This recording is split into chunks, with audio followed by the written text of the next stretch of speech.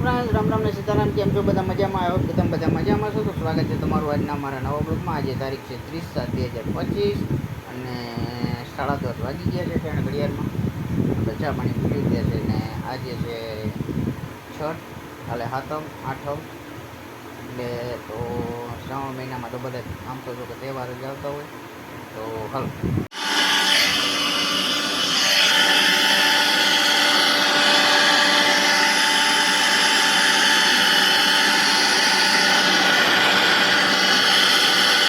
તો ફ્રેન્ડ્સ, કાલે આપણે આ એક બ્લૂટૂથ સ્પીકર રિપેરિંગમાં આવ્યું હતું, તમે જોઈ શકો છો જે બંધ કન્ડિશનમાં હતું અને એની આઈસી ફેલ થઈ ગઈ હતી. એટલે આપણે કાલે એની આઈસીની સર્કિટ બર્કિટ બધું કમ્પ્લીટ કરી અને ચાલુ કરી રાખી દીધું છે. કાલે જ ભાઈ આવશે તો લઈ જાય. બીજું આપણે હવે ડબલું રિપેરિંગમાં આવ્યું હતું એ ભાઈને હવે જોતું નથી, એમાં રાખો તો આપણે રાખી લીધું છે, સંભાળી લીધું છે. એનો જે કાંઈ ખર્ચો છે તો એ પાછો આપી દીધો છે.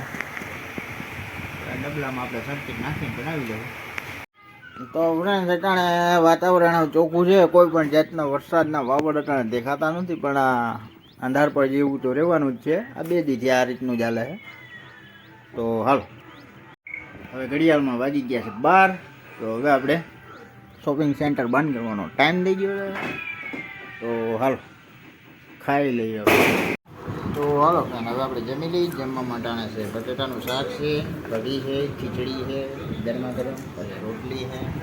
અમારે રોહિબેન જમવા બેસી ગયા હતા. આજે અમારે રોહિબેન રજા છે કાબે, પેટમાં દુખતું હતું. હાલો જમી લઈએ. અને અમારે રોહિબેન જોવે છે ડાગલા ટીવી અને ઘડિયાળ માટાના વાગી ગયા છે 2. જય આજ જરાક મોડું થઈ ગયું, 2 વાગે તો અમે નવરા થયા. તો ફ્રેન્ડ્સ, ઘડિયાળમાં છે 6:30. આપણે આ ફોટો તૂટી ગયો છે. જોઈ લ્યો કેવી રીતે રિપેરિંગ કર્યો છે. કાચ ફૂટી ગયો હતો, બીજો કાચને ફ્રેમ જ બીજી નાખી દીધી. તો હાલો ફ્રેન્ડ, ફાઇનલી હવે અમારે જમવાનું ટાણું થઈ ગયું છે ને બધા જો જમવા મીંડા છે. જમવામાં ટાણે છે દહીં છે, હા તુરિયાનું શાક છે, બાજરાના ગરમા ગરમ રોટલા છે, પૂરી છે. અમુક લીધી છે ને અમુક નથી લીધી, એના જેવું છે. અમે કંઈ ખાતું લીધી નથી, કેમ કે કાલે આખો દી આમાં જ રોડવાનું છે. આ પૂરીમાં જ રોડવાનું છે. તો અટાણે અમે ખાઈ લઈએ. અટાણે બાજરાના રોટલા અને તુરિયાનું ગરમા ગરમ શાક.